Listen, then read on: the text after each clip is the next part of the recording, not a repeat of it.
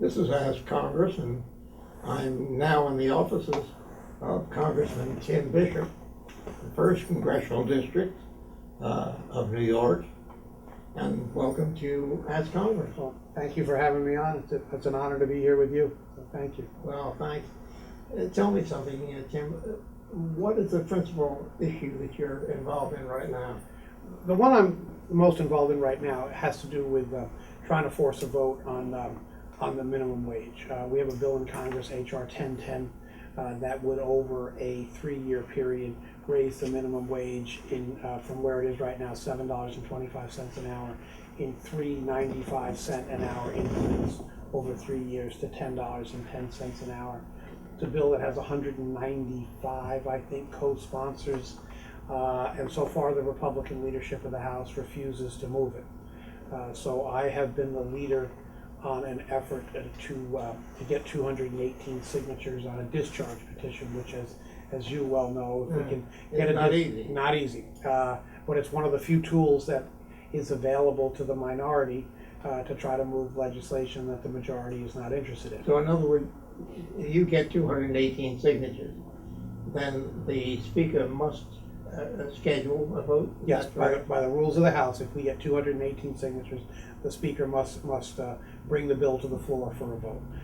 And it's going to be a challenge because I just very much doubt that too many, if any, members of the Republican majority are going to break ranks. I mean, they're going to, I'm sure they're being told stay off it, even those that support an increase in the minimum wage. We'll see. Is the opposition primarily political, or what is it, basically? Well, I think it's political. I mean, they cite concern about what impact it would have on jobs, but there's a mountain of evidence to suggest that modest increases in the minimum wage have a negligible impact on jobs.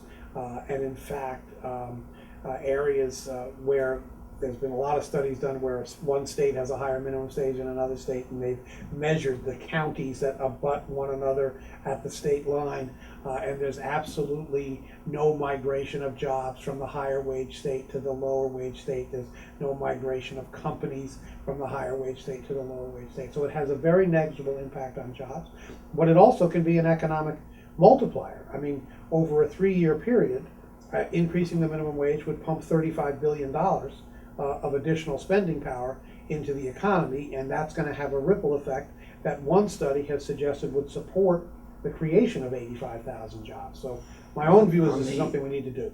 On the jobs question, it's understandable, but doesn't this also raise prices? Well, again, there's been a negligible impact when this is studied. There's been a negligible impact on prices as well. And you know, one of the issues that we have in this country, big picture issue, is even though we're still sort of clawing our way out of the worst recession we've had since the Great Depression, corporate profits are at an all-time high.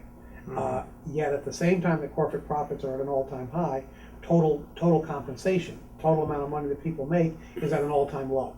And we have an economy that is 70% dependent on consumer spending.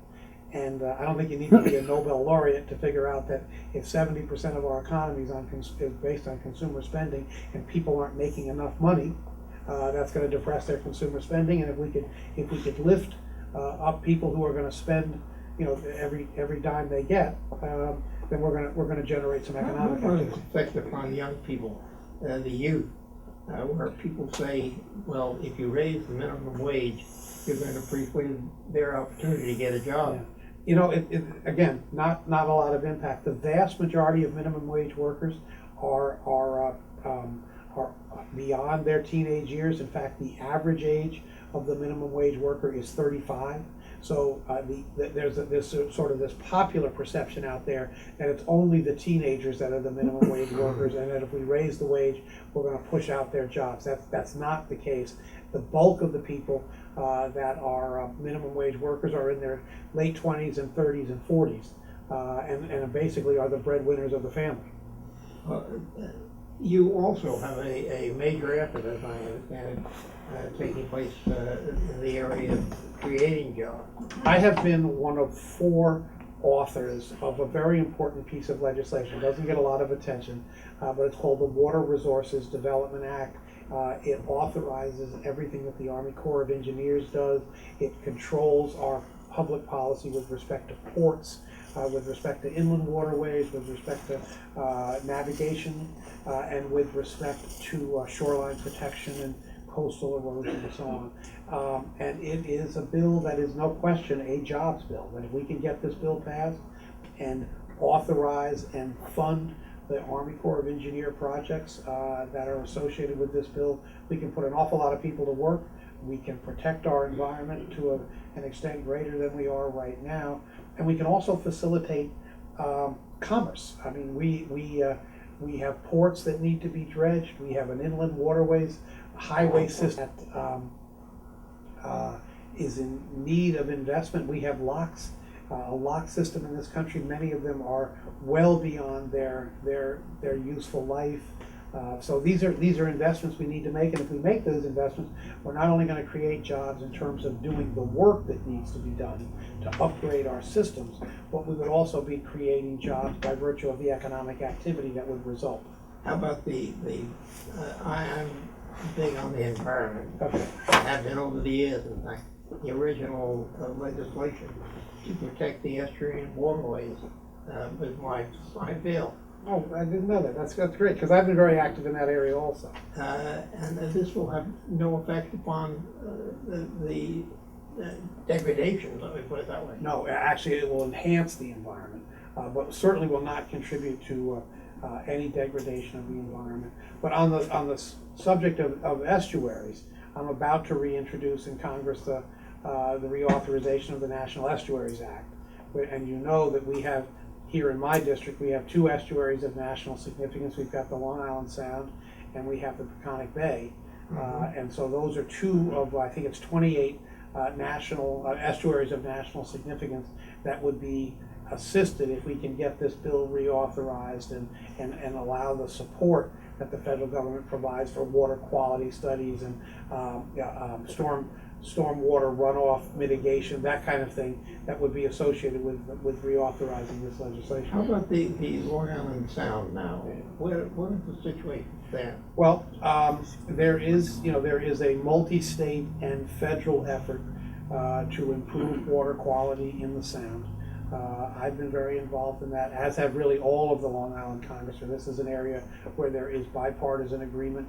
And also along the shoreline, the members of Congress from Connecticut and Rhode Island are also involved in this. So it's an area that I think we need to increase our investment in terms of the ability to bring staff and scientific assessment to the table in terms of maintaining water quality. But it's a very important issue. I mean, one of the ways that we were successful in fighting off the Broadwater proposal from several years ago was focusing on the environmental degradation that was likely to occur in the Sound. 50 million people live within the Long Island Sound watershed. I mean, so it's an incredibly important body of water from an environmental point of view, but also from an economic point of view. Actually, it was Senator Rivercroft on the Senate side, and I felt that the Long Island side that put in the original Long Island Sound bill. Really? Oh, that's okay. I'm glad to know that. Thank you for leading the way there. All right, we've got to cut away from our program now for the local cut-ins. Okay. We'll be back to you in just a moment. Okay. Thank you.